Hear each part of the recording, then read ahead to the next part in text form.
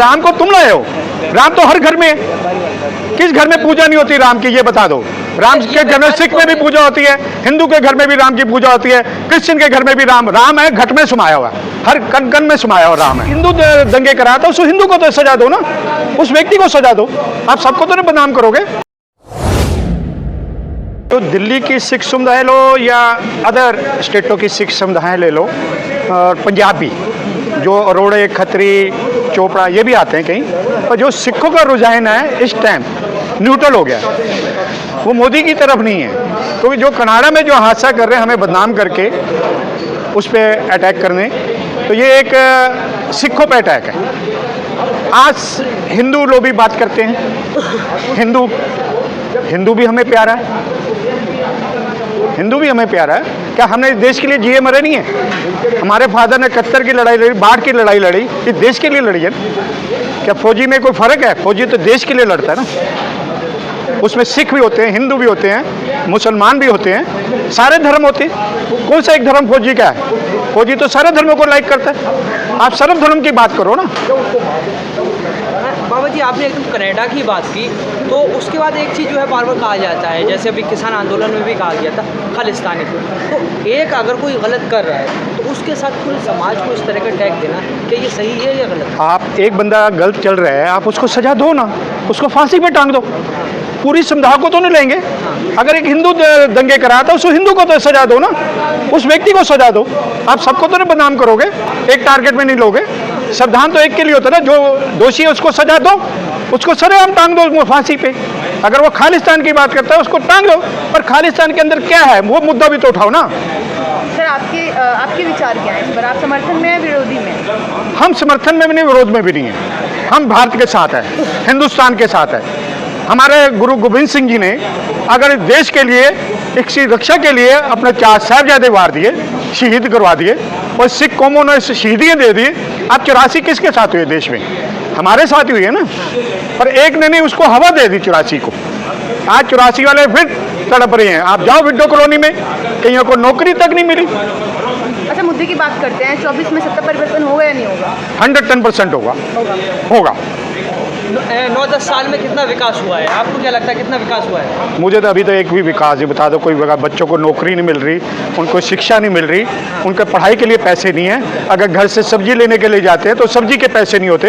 आज लोग में आएंगे तो मोदी जी, देखो जी, ये उनका भ्रम है। अगर मोदी जी आए या राहुल जी आए या NDTV आए या कोई भी आए, इंडिया आए, समझे, हमारे लिए नहीं, हमारे लिए तो रोजगार चाहिए। हमें रोजगार दो, हमारे बच्चों को नौकरियां दो।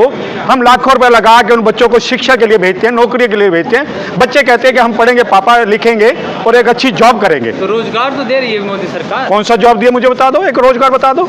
जो काबिल उनको मिल रहा है, जो काबिल उनको नहीं। हम काबिलियत नहीं है। हमारी काबिलियत कैसे शो करेंगे? हम काबिलियत नहीं है। कहते रहे काबिल लोगों को रोजगार मिल रहा है। आपका भाई काबिलियत नहीं होगा?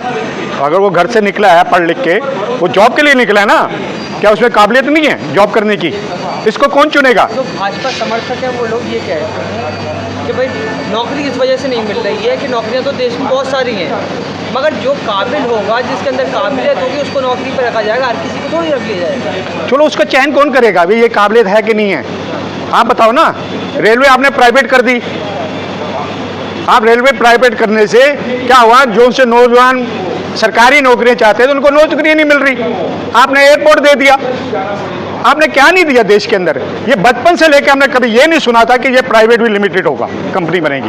कुछ लोग तो ये भी कह रहे हैं कि 5,000 का सिलेंडर ले लेंगे, 10,000 तक का भी ले लेंगे, मगर वोट मोदी जी को देंगे। देखो, जिसका भ्रम है कि हम मोदी के की माला जपे, मैं राम राम का भक्त हूँ, कोई कहता मैं सिया राम का भी भक्त हूँ, है ये तो भ्रम है। 2 व्यापारी चले गुजरात से व्यापार करके निकल गए। मोदी जी के राज में कौन व्यापारी? राम को लाए, हम उसको लाएंगे। भाई, राम को तुम लाए हो। राम तो हर घर में है। किस घर में पूजा नहीं होती राम की, ये बता दो। राम के घर में सिख में भी पूजा होती है, हिंदू के घर में भी राम की पूजा होती है, क्रिश्चियन के घर में भी राम है, घट में समाया हुआ, हर कण कण में समाया हुआ राम है। बाबा जी, आपने कहा कि 2 गुजराती व्यापारी आए, वो व्यापारी कौन है? व्यापारी आप लगा लो कौन है, आपको भी समझ है, आप तो मीडिया में हो। आपसे मेरे से ज्यादा नॉलेज आपको पता है कौन है व्यापारी, कौन निकल रहे व्यापारी करके निकल रहे। आप बात सुनो, हमारे तो बच्चे हैं, हमारा परिवार भी है, कईयों को तो परिवार भी नहीं है। मरेंगे तो हमारे परिवार मरेंगे ना।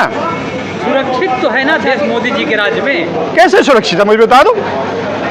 आप जो पीछे कांड हुआ था, एक लड़की को मिट्टी का तेल जाके जला दिया था, वो बच्ची कहाँ सुरक्षित थी? कहीं माँ बाप के सामने बच्चियों को मार रहे हैं, कहाँ लड़की सुरक्षित है? मणिपुर का कांड ले लो, आप मणिपुर को सजारों के हवाले कर दो, पंजाब के हवाले, हम सुरक्षित ले आएंगे। मोदी जी ने बोला मणिपुर के मामले में, क्या बोला? 5 मिनट का बोला पार्लियामेंट में? कभी बोला?